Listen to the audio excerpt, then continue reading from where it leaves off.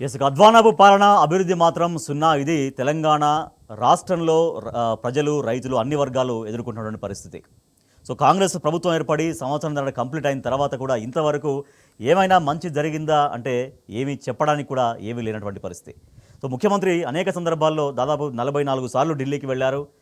కానీ రాష్ట్రానికి ఆ ఢిల్లీ టూర్ల వల్ల వచ్చిందేమన్నా ఉందా అంటే లేదు. కేవలం సొంత రాజకీయం కోసం, తన పదవిని కాపాడుకోవడం కోసం మాత్రమే ఢిల్లీ యాత్రలు చేస్తున్నారు సీఎం రేవంత్ రెడ్డి. కానీ రాష్ట్రానికి మాత్రం ప్రయోజనం శూన్యం అన్నటువంటి చర్చ విమర్శ సాగుతోంది. మా ప్రతినిధి ప్రదీప్ మరింత సమాచారం అందిస్తారు, లైవ్లో ఉన్నారు. ప్రదీప్ 44 సార్లు ఢిల్లీకి వెళ్ళారు. రాష్ట్రం కోసం ఇంకా ఎన్నోసార్లు వెళ్తారని ముఖ్యమంత్రి చెప్తున్నారు. కానీ నిజంగా ఢిల్లీకి వెళ్ళిన తర్వాత, ఢిల్లీకి ఇన్నిసార్లు వెళ్ళినా కూడా రాష్ట్రానికి ఏమైనా ప్రయోజనం ఉందా అంటే ఏమీ చెప్పలేనటువంటి పరిస్థితి. కేవలం సొంత రాజకీయాల కోసం రాష్ట్రాన్ని ఎట్లా వదిలేశారు, పరిపాలన ఎట్లా గాడి తప్పింది, దీనికి సంబంధించి ఎటువంటి చర్చ క్షేత్రస్థాయిలో సాగుతుంది, ప్రజల్లో కావచ్చు, కాంగ్రెస్ పార్టీలో కావచ్చు?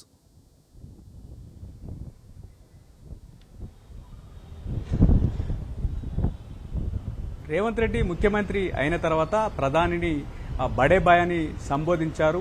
కేంద్రంతో సఖ్యతగా ఉండడం వల్ల రాష్ట్రానికి లాభం చేకూరుతుందని చెప్పారు. రాష్ట్ర ప్రయోజనాల కోసమే తాను పదే పదే ఢిల్లీ వెళ్తున్నాను, ఎన్నిసార్లైనా ఢిల్లీ వెళ్తాను, రాష్ట్రానికి లాభం చేకూరుతుందంటే అని చెప్పి ఆయన అనేక సందర్భాల్లో మాట్లాడినటువంటి పరిస్థితి. కానీ తీరా చూస్తే కేంద్రం నుంచి ఎలాంటి సహకారం లేదు. 18 నెలలైంది రేవంత్ రెడ్డి సర్కార్ ఏర్పడి.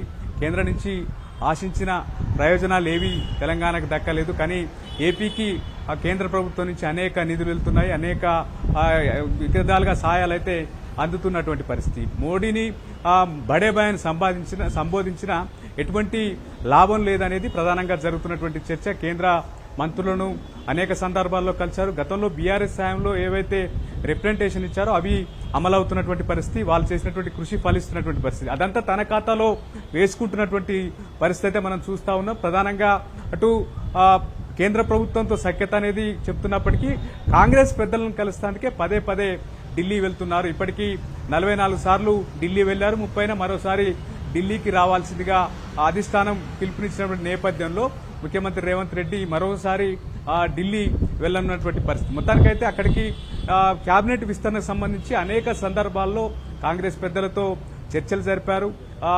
విస్తరణ ఇదిగో అదిగో అంటూ వాయిదా పడుతూ వస్తుంది. కానీ ఇంక విస్తరణ 6 ఖాళీలు కేబినెట్ లో ఉన్నాయి.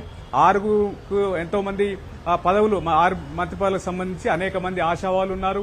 ఆ 6 మంత్రి పదవులను ఇప్పటి వరకు భర్తీ చేయనటువంటి పరిస్థితి మనం చూస్తా ఉన్నాం. ఆ కీలకమైనటువంటి శాఖలన్నీ ముఖ్యమంత్రి రేవంత్ రెడ్డి వద్దే ఇప్పటికీ ఉన్నటువంటి పరిస్థితి. ఆ శాఖలకు సంబంధించి ఎటువంటి పాలన సంబంధించి ముందుకు పోవడం లేదు. అనేక ఫైళ్లు పెండింగ్ లో. ప్రదీప్ అంటే తన అనుయాయులకి తను చెప్పిన వాళ్ళకే మంత్రి పదవులు ఇప్పించుకోవడం కోసం ప్రయత్నం జరుగుతుంది. దానికోసమనే జాప్యం జరుగుతుంది. అంటే వేరే వాళ్ళకి ఇస్తే తన అజమాయిషి ఉండదేమో అన్నటువంటి భావనలో సీఎం రేవంత్ రెడ్డి ఉన్నారు. తద్వారా మంత్రివర్గ విస్తరణ లేట్ అవుతుంది.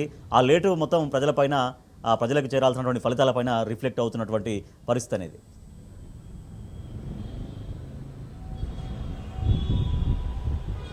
ముఖ్యంగా కేబినెట్ విస్తరణ సంబంధించి అధిష్టానం ఒక ఆలోచనతో ఉంది. ఎన్నికల సమయంలో పార్టీలోకి వచ్చినటువంటి మునుగోడు ఎమ్మెల్యే కోమటిరెడ్డి రాజగోపాల్ రెడ్డి, అదేవిధంగా చెన్నూరు ఎమ్మెల్యే వివేక్ వెంకటస్వామికి మంత్రి పదవులు సంబంధించి హామీ ఇచ్చారు. ఆ హామీని, మేము ఇచ్చినటువంటి హామీని నెరవేర్చాలని చెప్పి వారు చెప్తున్నటువంటి పరిస్థితి. ఇవే కాకుండా అధిష్టానం ఒక ఆలోచనతో ఉంది. ఉదాహరణకు ఏదైతే మహబూబ్నగర్ జిల్లాకు సంబంధించి మక్తన్ ఎమ్మెల్యే ముదిరాజ్ సామాజిక కోటాలో ఉన్నారు. ఆయనకు ఏఐసిసి అధ్యక్షుడు మల్లికార్జున ఖర్గే బ్లెస్సింగ్స్ ఉన్నాయి. శ్రీహరి ఖచ్చితంగా కేబినెట్ లో తీసుకుంటారన్నటువంటి చర్చ ఉంది. మరోవైపు కొత్తగా చర్చ తెరపైకి వస్తున్నటువంటి అంశం మహిళా కోటాలో బీసీగా ఏదైతే విజయశాంతి పేరు కూడా అధిష్టానం పరిశీలనలో ఉన్నటువంటి చర్చ కూడా జరుగుతుంది. ఎందుకంటే ఆమె అనూహ్యంగా ఎమ్మెల్సీ అయినటువంటి పరిస్థితి.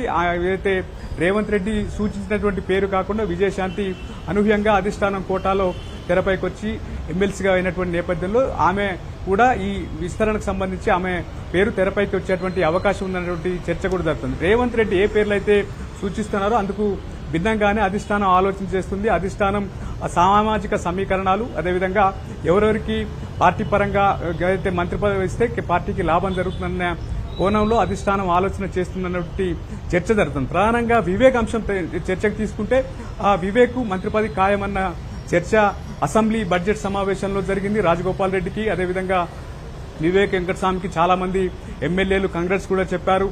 ఏదైతే విస్తరణ సంబంధించి ఆ కేబినెట్ సంబంధించి ఎక్స్పెన్షన్ ముహూర్తం కూడా దాదాపు ఫిక్స్ అయిందన్నటువంటి చర్చ అసెంబ్లీ బడ్జెట్ సమావేశంలో జరిగినటువంటి పరిస్థితి. కానీ ఏదైతే మాదిగ ఎమ్మెల్యేలు అదేవిధంగా లంబాడ సామాజిక వర్గానికి ఎమ్మెల్యేలకు సంబంధించి వ్యూహాత్మకంగా లేఖలు అధిష్టానానికి రాశారు, ముఖ్యమంత్రికి విజ్ఞప్తి చేశారు.